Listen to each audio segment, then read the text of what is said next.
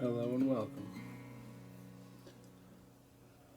Well, tonight, or today, depending on where you're at, I suppose, but tonight for me, I wanted to talk a little bit about my past, specifically the beginning of my spiritual journey, spiritual path for me, if you will. It started with one of many near death experiences that I have had. This one in particular, which wasn't my first, by the way, but this one in particular was May of 1999 is when that occurred. I was only 18 at the time. I was about to graduate from high school. I was about 2 weeks away from that, I think.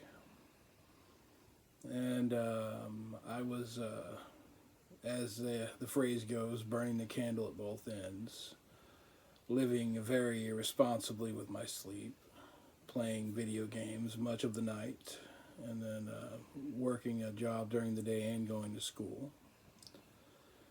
And in the process of all that,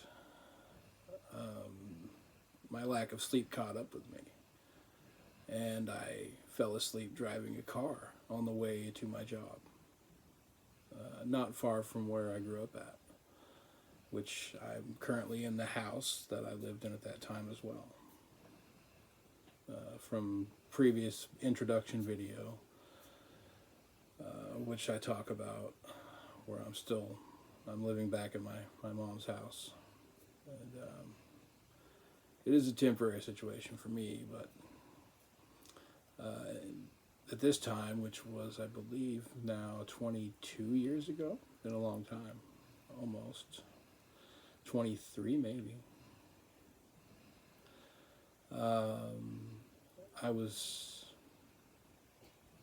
going to work and fell asleep driving on the side road next to the highway, and I hit another car head on. And I won't go into all the details of that whole situation because it would be a very long video if I did.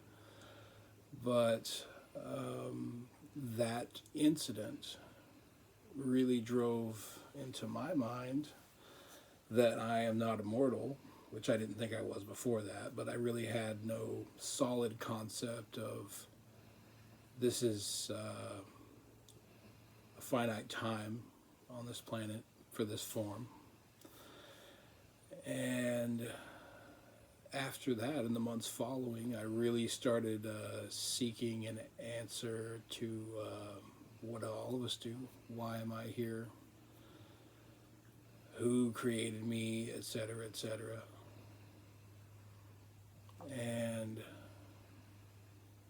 in doing that, seeking that in the following few years, I found my way to a very, at the time, obscure sect of Christianity called Messianic Judaism through some friends that had friends as well that had heard the message of this certain person, this certain rabbi that was part of the Jews for Jesus movement.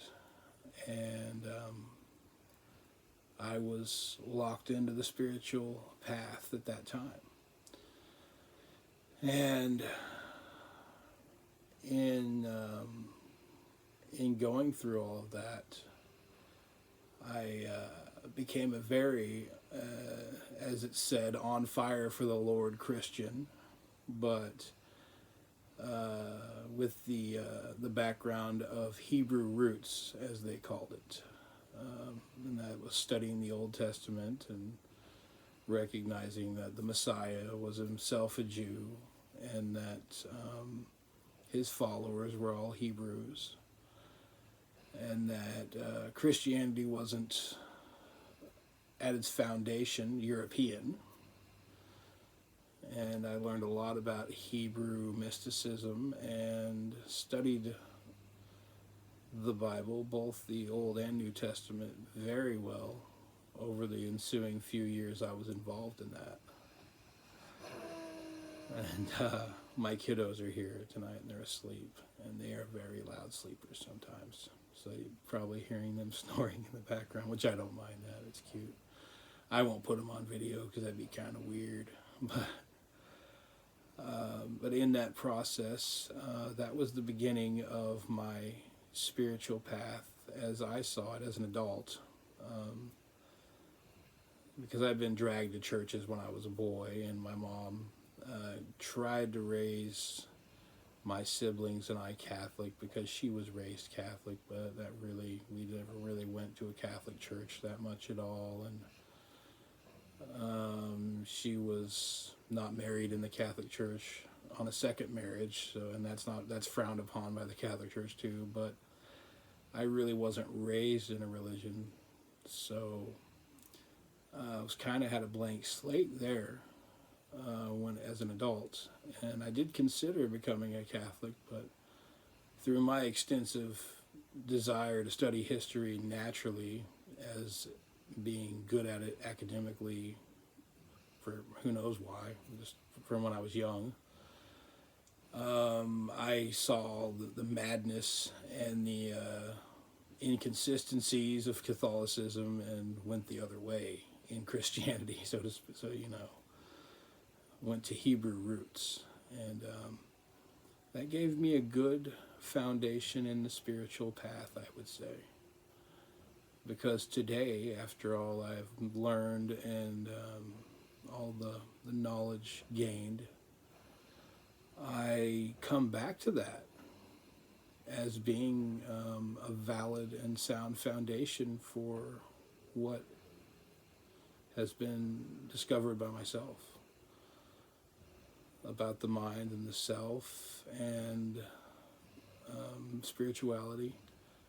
I still see Jesus' message today as being very valid, and that's talked about by other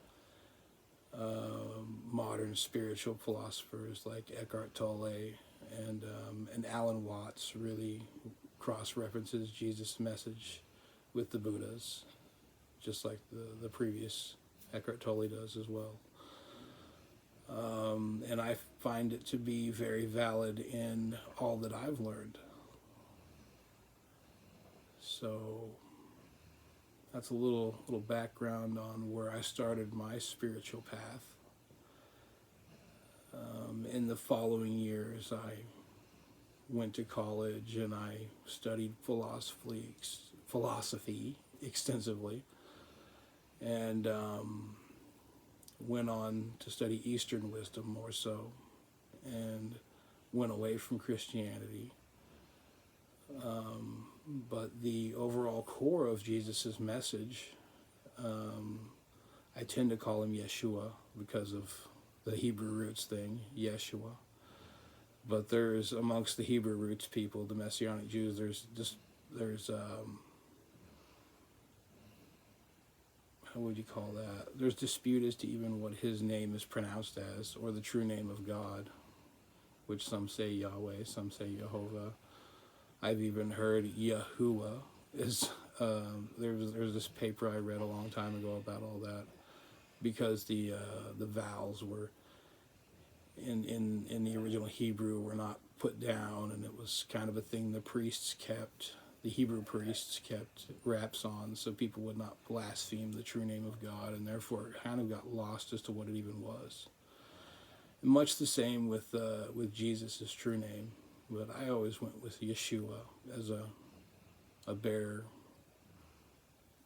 true name for the Messiah. But I use Jesus because everybody knows that name.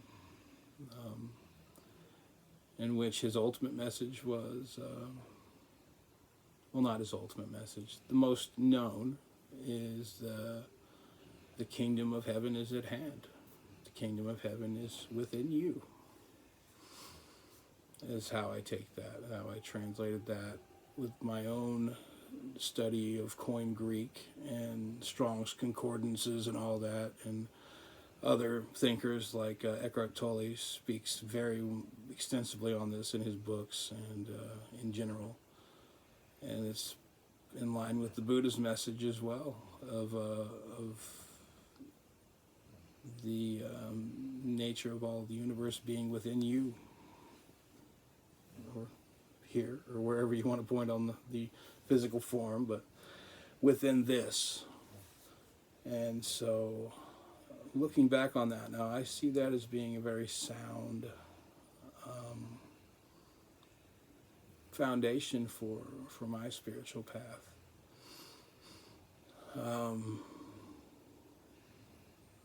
Even though there's so much that Christianity, especially in the part of the world that I live, where it's taken to a ridiculous level in the Midwest of America, people frown upon Christianity almost if you mention Jesus' name because of how ridiculous some people have been with it. And with the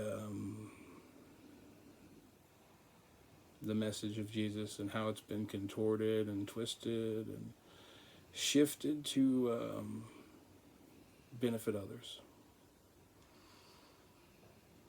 So, well, that's all I wanted to talk about in this video, because it's about it, really. Thank you for coming and listening and watching, and look forward to more of these. Namaskar.